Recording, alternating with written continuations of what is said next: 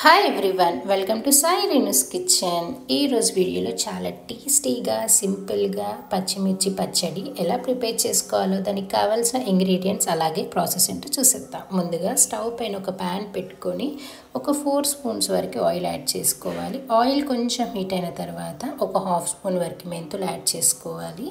ఆ తర్వాత ఒక 1 స్పూన్ వరకు ధనియాలు కూడా యాడ్ చేసేసుకోవాలి. ఒక 1 స్పూన్ వరకు జీరా కూడా యాడ్ చేసుకోవాలి. ఇలా యాడ్ చేసుకున్న తర్వాత ఒక 1/2 స్పూన్ వరకు శనగపప్పు కూడా యాడ్ చేసుకోవాలి. ఇలా యాడ్ చేసేసి మొత్తం మిక్స్ చేసుకోవాలి. ఆ తర్వాత ఒక 3 స్పూన్స్ వరకు నువ్వులు కూడా యాడ్ చేసుకోవాలి. ఇలా అన్నీ యాడ్ చేసేసి మొత్తం కలుపుకోవాలి. ఇలా మొత్తం మిక్స్ చేసిన తర్వాత కొంచెం వేగనివ్వాలి. ఆ తర్వాత కొంచెం వేగిన తర్వాత 150 గ్రామ్స్ వరకు పచ్చిమిర్చి తీసుకొని పొడుగ్గా కట్ చేసుకొని 2 ముక్కలుగా చేసుకోవాలి. ఇలా చేసుకున్న తర్వాత యాడ్ చేసుకోవాలి ప్యాన్లో. ఇలా యాడ్ చేసుకొని కొంచెం దగ్గరకు వచ్చే వరకు వేయించుకోవాలి. పూర్తిగా దగ్గరకు వచ్చే వరకు వేయించుకోవాలి. చాలా టేస్టీగా చాలా బాగుంటుంది. ఒక 2 డేస్ వరకు పాడవ్వదండి. ఒకసారి ట్రై చేసి చూడండి. ఇలా మొత్తం దగ్గరకు వచ్చిన తర్వాత పక్కకు పెట్టేసి అది చల్లారే అంతలోపు స్టవ్ పైన ఇంకో ప్యాన్ పెట్టుకొని ఒక 2 స్పూన్స్ వరకు ఆయిల్ యాడ్ చేసుకోవాలి. ఆ తర్వాత ఒక 1 స్పూన్ వరకు ఆవాలు, ఒక 1 స్పూన్ వరకు జీరా కూడా యాడ్ చేసుకోవాలి. ఇలా యాడ్ చేసుకున్న తర్వాత 2-3 ఎండుమిర్చి కూడా యాడ్ చేసుకోవాలి. ఆ తర్వాత కొంచెం కరివేపాకు కూడా యాడ్ చేసుకోవాలి. ఇలా యాడ్ చేసి మొత్తం కలుపుకోవాలి.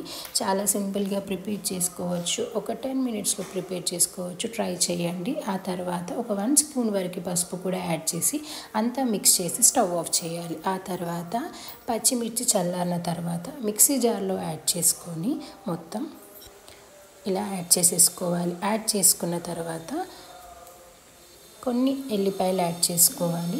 ఆ తర్వాత కొంచెం బెల్లం కూడా యాడ్ చేసుకోవాలి. టేస్టీగా చాలా బాగుంటుంది బెల్లం యాడ్ చేస్తే. కొంచెం ఇలా బెల్లం కూడా యాడ్ చేసేసి ఆ తర్వాత 1 స్పూన్ వరకు సాల్ట్ కూడా యాడ్ చేసుకోవాలి. ఇలా యాడ్ చేసిన తర్వాత మొత్తం గ్రైండ్ చేసుకోవాలి.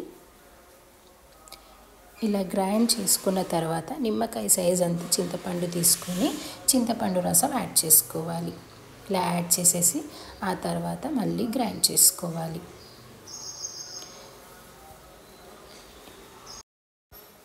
చూసారు కదా, ఇలా గ్రైండ్ చేసిన తర్వాత కొన్ని ఆనియన్స్ కూడా యాడ్ చేసుకొని కొంచెం కచ్చాపచ్చగా గ్రైండ్ చేసుకోవాలి. ఇలా గ్రైండ్ చేసేసి ఆ తర్వాత ఒక బౌల్లో మొత్తం యాడ్ చేసుకోవాలి. చూసారు కదా, చాలా సింపుల్గా ప్రిపేర్ చేసుకోవచ్చు అండ్ టేస్ట్ కూడా చాలా బాగుంటుంది. ఒక 10 మినిట్స్లో ప్రిపేర్ చేసుకోవచ్చు. ఎక్కువ టైం కూడా ఏం తీసుకోదు. ఒకసారి ట్రై చేసి చూడండి. మీకు ఈ ప్రాసెస్లో నచ్చినట్లయితే చాలా సింపుల్గా అండ్ టేస్టీగా చాలా బాగుంటుంది.